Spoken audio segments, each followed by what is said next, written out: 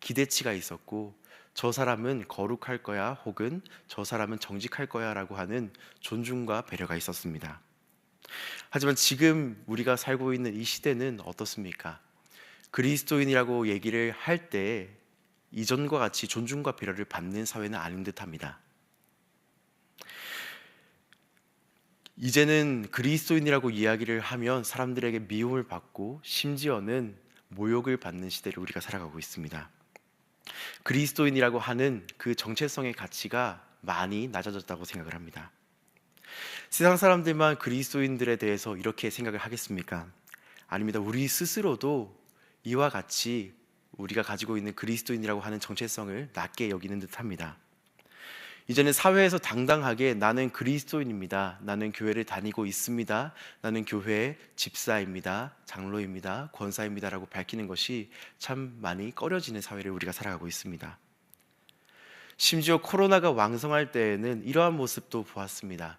내가 그리스도인이라고 하는 것을 밝히면 어떠한 피해가 생길까 싶어서 나는 그리스도인이라고 하는 것을 철저히 감추는 분들도 몇 분 배웠습니다. 세상에서도 교회에서도 그리스도인, 크리스찬으로 살아간다라고 하는 그 정체성의 가치가 많이 낮아진 사회를 살아가고 있습니다. 사람들은 여기에 대한 변화의 원인을 세상에서 많이 찾았습니다. 누군가는 시대가 변해서 그렇다, 누군가는 악한 세력이 왕성해져서 교회를 대적해서 그렇다, 누군가는 사회가 반기독교적인 문화로 흘러가고 있기 때문에 우리의 정체성이 이만큼 낮아지게 되었다라고 이야기를 합니다. 하지만 문제의 원인이 세상에 있지 않다라는 것을 이 아침 말씀드리고 싶습니다. 우리 신앙의 선배님들이 살았던 시대의 모습은 어떻습니까? 우리 신앙의 선배님들은 풍토가 좋아서, 분위기가 좋아서, 사회가 좋아서 그토록 열심히 신앙생활을 하셨고 그리스도인이라고 하는 가치를 지키셨습니까? 그러한 시대도 있었습니다. 하지만 1900년대 초반의 신앙의 모습을 혹시 기억을 하십니까? 그 당시에 풍토가 좋았습니까? 분위기가 좋았습니까? 아닙니다. 오히려 지금보다 훨씬 더 많이 어려웠습니다. 신앙의 선배님들의 모습은 어떠하셨습니까? 사회가 안 좋아지니까, 사회가 반기독교적인 문화로 흘러가니까, 일제 강제 치하 속에서 우리가 그리스도인이라고 하는 것을 밝히면 죽을 수 있으니까 우리의 정체성을 따로 떼고 그리스도인이 아닌 척하며 살아가셨습니까? 아닙니다. 우리 신앙의 선배님들은 그리스도인이라고 하는 정체성을 목숨과 바꿔도 아깝지 않다라고 이야기를 하면서 살아가셨습니다.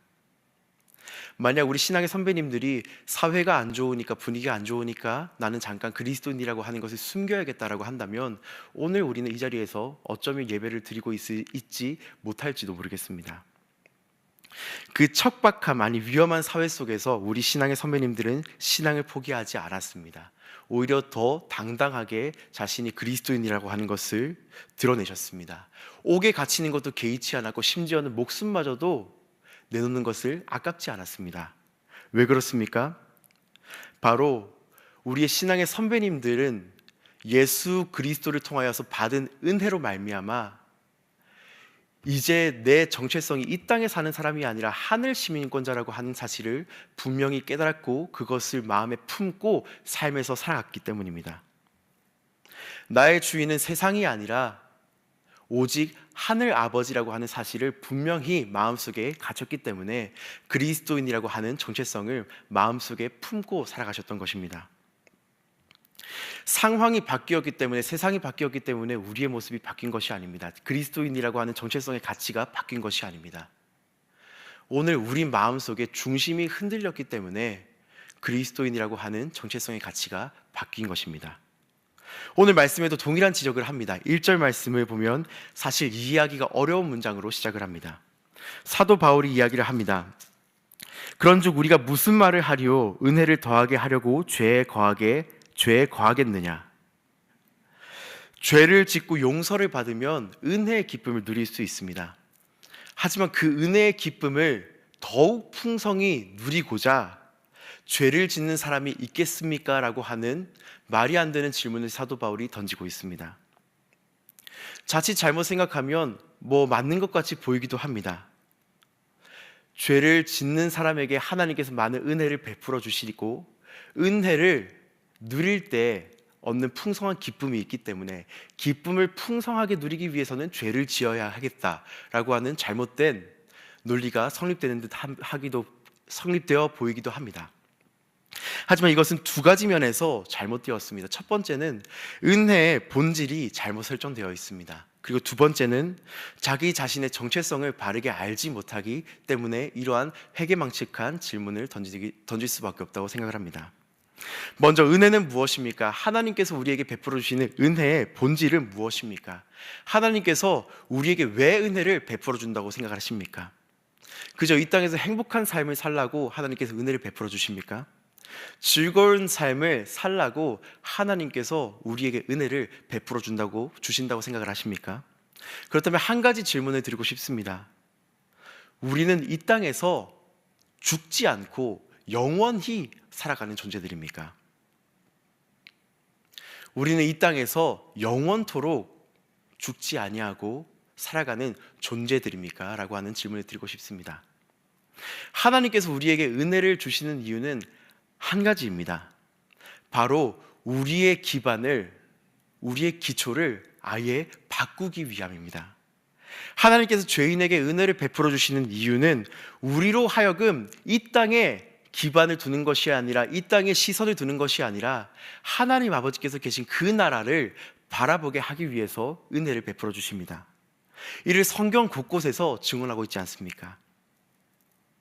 죄를 짓습니다. 엄청난 죄책감을 가지고 살아갑니다. 그러다가 말씀을 통해서 혹은 어떠한 상황을 통해서 하나님께서 베풀어 주신 은혜를 경험하게 됩니다.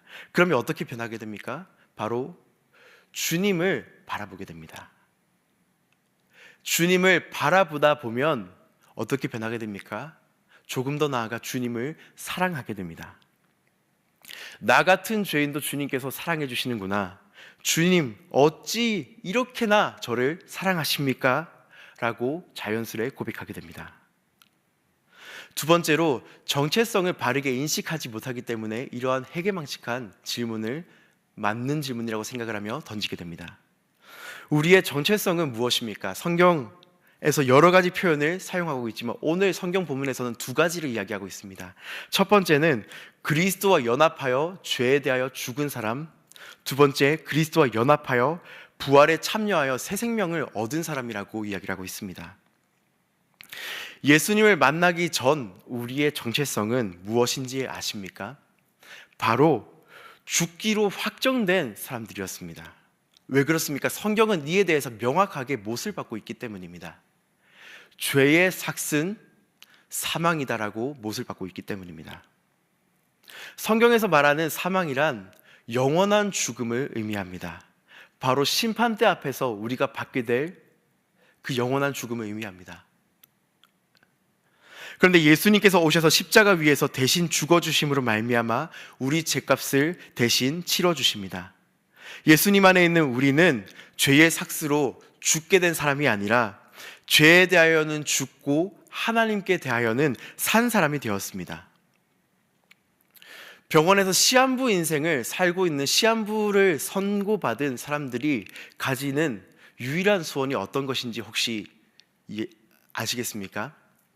병원에서 시한부 인생을 선고받은 사람, 의사 선생님에게 며칠 살 날이 남지 않았다라고 선고받은 사람이 갑자기 아무리 많은 재물을 얻게 된다 한들 이 사람의 마음에 큰 기쁨이 있겠습니까?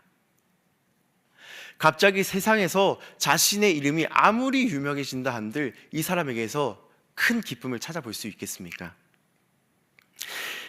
그 사람을 가장 기쁘게 할 만한 소식은 이것입니다. 당신 병이 어느 날 기적과 같이 나았습니다. 이제는 죽음을 두려워하지 않아도 괜찮습니다. 이제는 산소호흡기를 떼고 집으로 돌아가도 괜찮습니다라고 하는 소식입니다. 시한부 인생을 선고받은 이 사람이 만약 의사 선생님에게 이 소식을 듣는다면, 이제는 더 이상 죽음을 두려워하지 않아도 된다라고 하는 소식을 듣는다면 어떠한 마음이 드시겠습니까? 아마도 그 자리에서 일어나 펄쩍펄쩍 뛸 것입니다. 이미 사망 선고를 받은 우리에게도 예수님께서 찾아오십니다. 그리고 우리에게 이렇게 말씀하십니다. 이제 죽음을 두려워하지 않아도 된단다. 하나님이 세상을 이처럼 사랑하사 독생자를 주셨으니 이는 그를 믿는 자마다 멸망치 않고 영생을 얻게 하려 하심이라. 예수님께서 우리에게 이와 같이 말씀하십니다. 내가 이미 값을 다 치렀다. 이제 너는 나와 함께 영원한 나라에 들어갈 수 있다. 너는 다 나았어 라고 이야기를 하십니다. 이와 같은 말씀을 우리 모두는 듣지 않았습니까? 그렇기 때문에 이 자리에 앉아 있지 않습니까? 그런데 우리는 이것을 잊으며 살아가기 때문에 죄에 대하여서 여전히 우리가 종노릇하면서 살아가게 됩니다. 정체성을 잊으며 살아가게 됩니다. 마치 죽음 선고를 여전히 가지고 있는 사람과 같이 이 세상을 살아가고 있습니다.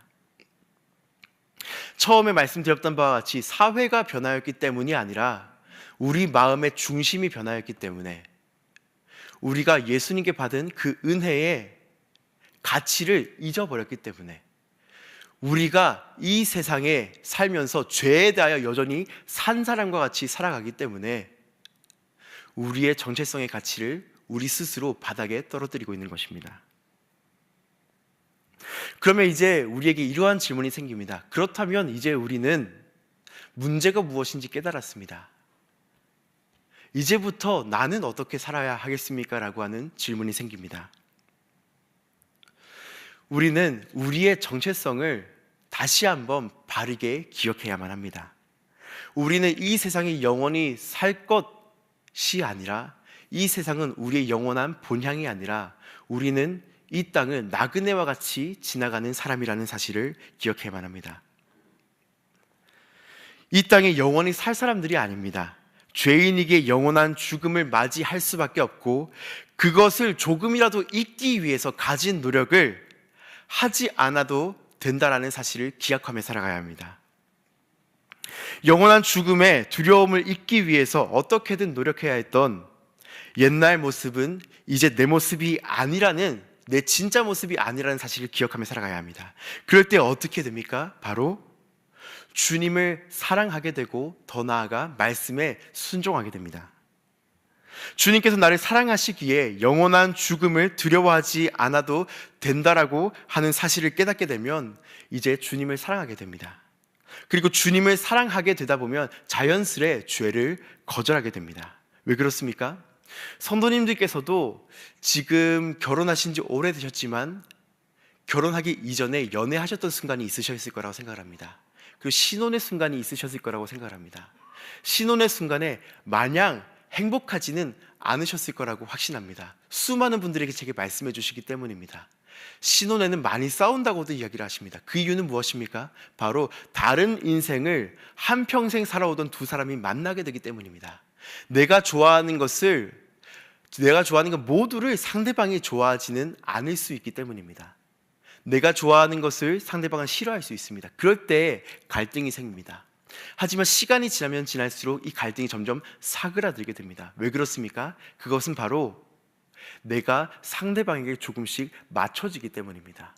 상대방이, 내가 아무리 좋아한다 할지라도 상대방이 싫어한다면 행동의 빈도를 조금씩 줄여가기 시작합니다. 반대로 내가 아무리 싫어한다 할지라도 상대방이 좋아한다면 그 행동을 조금씩 하기 시작합니다. 우리가 진정 예수님을 사랑한다면 어떠한 모습으로 변해가겠습니까? 예수님께 내가 좋아하는 것을 계속 요구하기만 하겠습니까? 아닙니다. 진짜로 예수님을 사랑하게 된다면 내가 아무리 하기 힘들어하는 것이라도 예수님께서 사랑하신다면, 그것을 행복해 하신다면 내 행동을 조금씩 바꿔가게 됩니다. 내가 아무리 죄를 짓는 것을, 죄에서 오는 그 쾌락을 좋아한다 할지라도 예수님께서, 내가 그토록 사랑하는 예수님께서 그것을 싫어하신다면, 미워하신다면 조금씩 살면서 이제 죄를 멀리하게 되기 때문에 예수님을 사랑하게 되다 보면 어느 순간 말씀에 순종하게 되고 죄를 자연스레 멀리하게 됩니다. 하지만 때론 사람이 이것을 머리로는 잘 알고 있지만 삶에서 이것을 늘 100% 순종하며 살아가는 것은 쉽지 않습니다. 순종을 열심히 하다가 넘어지면 마치 내리막길에 달리기를 하다가 넘어지는 것 같이 심하게 많이 아프기도 합니다. 그리고 좌절이 되기도 합니다. 그러다 보면 도대체 내가 과연 그날에 들어갈 수 있을까라고 하는 의문과 절망에 빠지기도 합니다. 그때 우리는 10절 말씀을 함께 기억했으면 좋겠습니다. 10절 말씀은 이렇게 고백하고 있습니다. 그가 죽으심은, 예수님께서 죽으심은 죄에 대하여 단번에 죽으심이요 그가 살아계심은 하나님께 대하여 살아계심이니. 예수님께서도 십자가를 지시기 전에 성경 말씀을 보면 두려움에 떠셨다라고 이야기를 합니다. 하지만 예수님께서는 그 두려움에 사로잡혀서 십자가를 피하지 않으셨습니다. 십자가에서 내려오실 수 있으심에도 불구하고 그 십자가를 히브리서 말씀을 참고하면 넉넉히 감당하셨다라고 이야기를 하십니다. 왜 그렇습니까? 예수님께서는 십자가를 지실 때에야 바로 나를 살릴 수 있다라고 하는 그 사실을 아셨기 때문입니다. 예수님께서는 자신의 목숨을 내놓아도 아깝지 않을 만큼 우리를 사랑하시기 때문이셨습니다. 그렇기 때문에 십자가를 넉넉히 견디셨습니다. 그리고 그 예수님은 그 자리에서 끝난 것이 아니라 부활하고 승천하셔서 지금은 하나님 보좌 우편에서 계속 살아계심으로 우리를 향하여서 중보하고 계시기 때문에 우리가 비록 죄에 대하여서 넘어지고 좌절하고 낭망할지라도 포기하지 않을 수 있는 이유가 되신다라고 하는 것입니다. 우리 주님께서는 우리를 위한 값을 이미 다 치르셨기에 하나님께서는 결단코 우리를 내치지 않으실 것입니다. 우리가 아무리 잘못 산다고 한들 성령 하나님께서는 우리 마음속에서 계속해서 우리의 마음을 두드리시며 바른 길로 갈 수 있도록 촉구하실 것입니다. 그 나라에 이르기까지 우리의 발걸음을 멈추지 않게 하실 것이기에 우리가 좌절의 자리에 있다 할지라도 포기하지 않을 수 있는 이유가 되는 것입니다. 이 사실을 다시 한 번 더 기억하시는 아침이 되시기를 소망합니다. 이 사실을 다시 한 번 더 기억하심으로 하나님 나라에 대한 여정의 발걸음을 하나 더 옮기는 아침이 되시기를 소망합니다. 함께 주기도문을 하시겠습니다. 하늘에 계신 우리 아버지, 아버지의 이름을 거룩하게 하시며 아버지의 나라가 오게 하시며 아버지의 뜻이 하늘에서와 같이 땅에서도 이루어지게 하소서. 오늘 우리에게 일용할 양식을 주시고 우리가 우리에게 잘못한 사람을 용서하여 준 것 같이 우리 죄를 용서하여 주시고 우리를 시험에 빠지지 않게 하시고 악에서 구하소서. 나라와 권능과 영광이 영원히